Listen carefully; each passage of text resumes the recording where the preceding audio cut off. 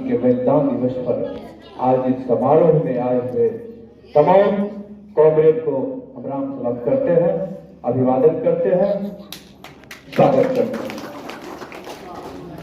हमारे मुख्य वक्ताओं के द्वारा बहुत ही विस्तार पूर्वक सारी बातों पर चर्चा हुई है। जो बच्चे खुचे चीज है उस पर इस बातों ने भी विस्तार पूर्वक चर्चा की है। आज हे राम बनाम जय श्री राम मुख्य विषय है।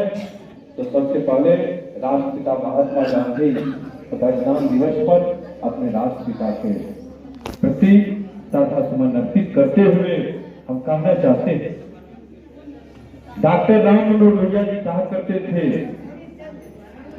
मर्यादा हो तो राम की तरफ। किस मर्यादा की वह बात करते थे? और आज के जो हमारे शासक हैं, जिसका हमारे मुख्य वक्ताओं ने विस्तार पूर्वक चर्चा की है, वो किस मर्यादा में जी रहे हैं, इस पर गौर करने की आवश्यकता है। राम मर्यादा पुरुषोत्तम संघर्ष करने के बाद नहीं बना। राम मर्यादा पुरुषोत्तम अपने पिता के वचन के निर्वहन के लिए 14 वर्ष वनवास जाने के बाद ही नहीं बना। राम श्रीलंका तक अपनी कानूनों की सेना ले जाकर के श्रीलंका पर चढ़ाई करने के बाद भी मर्यादा पुरुषोत्तम नहीं बना। श्रीलंका को ध्वस्त करके मां जानकी, मां सीता को अपने साथ वापस लेने के बाद भी नहीं बना। जब राम 14 वर्ष वनवास कटने के बाद अयोध्या में वापस हुए, अपने सिंहासन पर विराजमान हुए, गौर से सुनिएगा, मां बहनों आपसे आग्रह है 2 मिनट।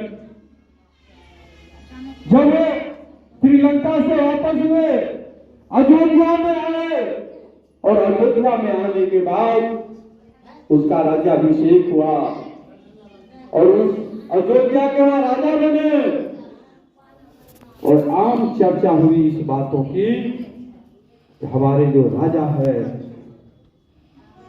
राम जी, उन्होंने भी, उनकी भी पत्नी को किसी अन्य लोगों ने रखा, फिर भी उन्होंने स्वीकार कर लिया। इस तरह की कुप्रथा, व्यभिचार उस राज में बनने लगा। तो फिर कुछ लोगों ने साहस करके राम जी के पास आए और राम जी से आग्रह किए, ए राजन, मुझे जीवन दान दीजिए, वचन दीजिए, जो हम कुछ जो बोल रहे हैं उसके बाद हमारी हत्या नहीं होगी, हमें मृत्यु दंड नहीं दिया जाएगा, तब हम कुछ बात रखना चाहते हैं। और फिर जो समाज के कुछ प्रबुद्ध जन थे जिन्होंने रखा, कहा कि राजन, जब से आप मां सीता को अपने साथ वापस लाए हैं, तब से इस राज में यह विचार बढ़ा है कि लोग पत्नी को छोड़ रहे हैं, अन्य के साथ रहने लग रहे हैं, फिर उसको दूसरा को स्वीकार कर रहे हैं। इस तरह की व्यवस्था फैल रही है और इस तरह की व्यवस्था को रोक लगाने के लिए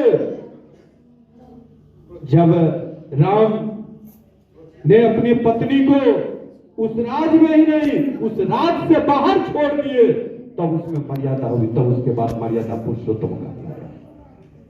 क्योंकि उन्होंने कहा कि जिस सिंहासन पर हम बैठे हुए हैं, ये जनता सर्वोपरि है। जनता में कोई, हमारा जो जीवन है, हमारा जो जीवन यापन है, वो जनता के लिए सबसे पहले प्रथम है।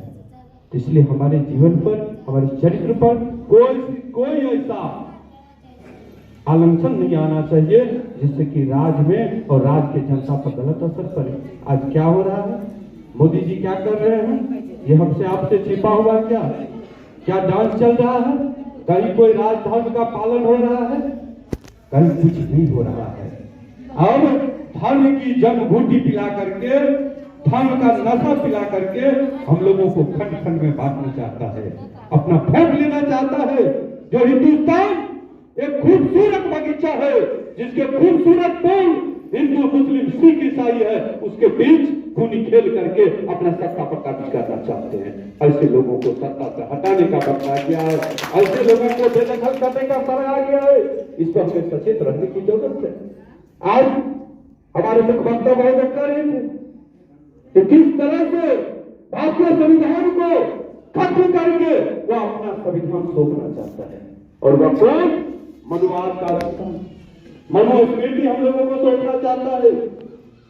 जो लड़ाई हम लोगों के पूर्वज ने लड़ करके भारतीय संविधान स्थापित किया, उसको नष्ट नाबूद करके फिर वही छोट नीच ऊंच क्षत्रिय वैश्य ब्राह्मण शूद्र में हम लोगों को विभाजित करना चाहते हैं। इसलिए माता एवं बहनों भाइयों, आपसे अनुरोध है कि यही वर्ष 2 महीने के बाद हमें चुनाव का सामना करना पड़ेगा।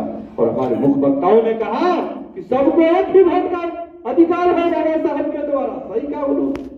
इसलिए उस वोट की कीमत को समझिए, अपनी ताकत को समझिए और एक एक वोट सांप्रदायिकता को, नफरतवादी शक्ति को हटाने में लगाने का काम करिए। इन्हीं चंद शब्दों के साथ जय हिंद, जय